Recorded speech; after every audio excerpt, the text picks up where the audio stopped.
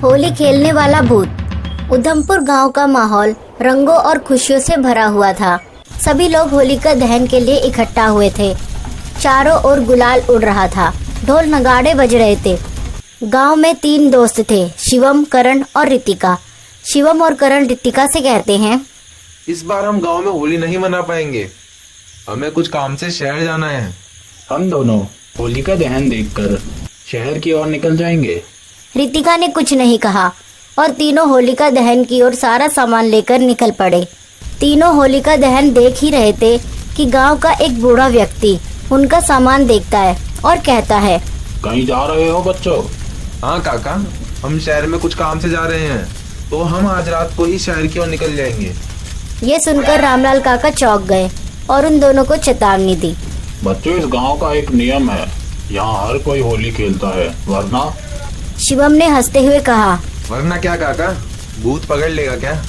हाँ, एक भूत है, होली खेलने वाला भूत। अगर उसने तुम्हें बिना रंगों का देख लिया तो वह तुम्हें मार डालेगा। शिवम करण ने हंसते हुए कहा, क्या काका, भूत भूत बोलकर हमें डराना चाहते हो? ये सब बकवास बातें हैं काका।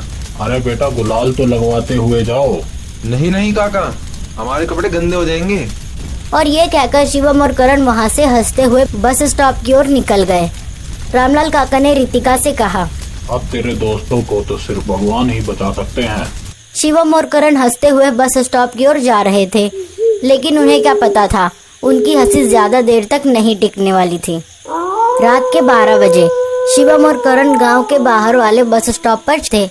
चारों ओर सन्नाटा था, हल्की हल्की हवा चल रही थी। तभी पीछे से ढोल की आवाज आई। शिवम और करण ने पीछे मुड़कर देखा तो वहाँ कोई नहीं था और एक बार फिर से ढोल की आवाज आई। शिवम और करण ने पीछे मुड़कर देखा। एक आदमी सफेद कपड़ों में ढोल बजा रहा था, लेकिन कुछ अजीब था। वह आदमी पूरी तरह से रंगों से भरा हुआ था, लेकिन उसके पैर हवा में उल्टे लटक रहे थे। उसके मुंह से खून टपक रहा था। ये देखकर शिवम और करण दोनों डर से कांपने लगे।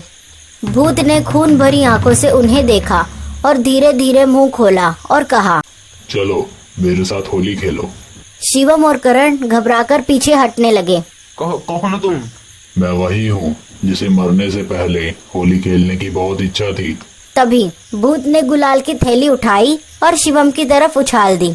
जैसे ही गुलाल शिवम के चेहरे से टकराया, वह जमीन पर गिर पड़ा और कुछ ही पलों में उसकी चमड़ी जलने लगी। करण चीखते हुए भागने लगा। भूत ने हवा में उड़ते हुए उसे पकड़ लिया और कहा, तूने होली नहीं खेली, अब तेरा रंग सिर्फ खून से होगा। और अगले ही पल करण का गला मरोड़कर भूत ने उसे मार डाला। रात से सुबह होते ही गांव के लोगों ने देखा कि दोनों की लाशें गांव के चौक पर पड़ी थी और उनके शरीर पूरी तरह लाल रंग से लथपथ थे। शिवम और करण की लाश देखकर रितिका रोने लगी। रामलाल काका रितिका के पास आए और कहा, मैंने पहले ही कहा था कि यह समय सही नहीं है। देखो, मार डाला उस भूत ने दोनों को। काका, कौन है ये भूत और क्यों मार रहा है लोगों को? रामलाल काका ने कहा, 50 साल पहले इस गांव में एक युवक था, गुलाब। उसे होली खेलने का बड़ा शौक था। हर साल वह गांव भर में सबसे ज्यादा रंग उड़ाने वाला लड़का होता था। लेकिन एक साल गांव के कुछ रईस लोगों ने उसे होली खेलने से रोका। तेरी जात छोटी है, तू हमारे साथ होली नहीं खेल सकता, जा निकल जा इस गांव से। उसका दिल टूट गया। उसी रात अगर मैं इस बार होली नहीं खेल पाया तो अगले वर्ष मैं जरूर खेलूंगा। तभी गांव के कुछ गुंडों ने उसे पकड़ लिया और पीट पीट कर मार डाला। गुलाब की लाश को जलती हुई होलिका दहन के अंदर फेंक दिया। उसका शरीर राख में बदल गया, लेकिन मरते मरते उसने श्राप दिया, अब हर कोई होली खेलेगा, नहीं तो वो मरेगा। अब गांव में हर साल होली खेलने की परंपरा थी, लेकिन जिसे भी भूत ने बिना रंगों के देख लिया, वो सुबह तक लाश बन जाता। गांव में रितिका ही अकेली बची थी जिसने इस बार होली नहीं खेली थी। रितिका ने सोचा, अगर मैं इस भूत को रोकना चाहती हूँ तो मुझे गुलाब की आत्मा को मुक्त कराना होगा। वह गांव के तांत्रिक बाबा के पास गई। बाबा ने कहा, भूत को रोकने के लिए तुझे उसके साथ आखिरी बार होली खेलनी होगी। रितिका हिम्मत जुटाकर रात में गांव के चौक पर गई और जैसे ही घड़ी में 12 बजे भूत प्रकट हो गया उसके हाथ में रक्त से सना गुलाल था। आज तूने होली नहीं खेली, अब तेरा भी वही हाल होगा जो तेरे दोस्तों का हुआ था।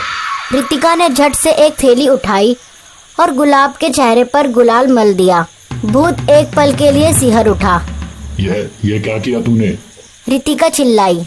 गुलाब, तुझे मारने वालों को सजा मिल गई, तेरा बदला पूरा हुआ, अब जा मोक्ष पाले। जैसे ही भूत के चेहरे पर रंग पड़ा, वह धीरे धीरे हवा में घुलने लगा और कुछ ही पलों में गुलाब की आत्मा मुक्त हो गई। अब गांव की होली खून भरी नहीं, अब गांव की होली सिर्फ खुशी की होली थी।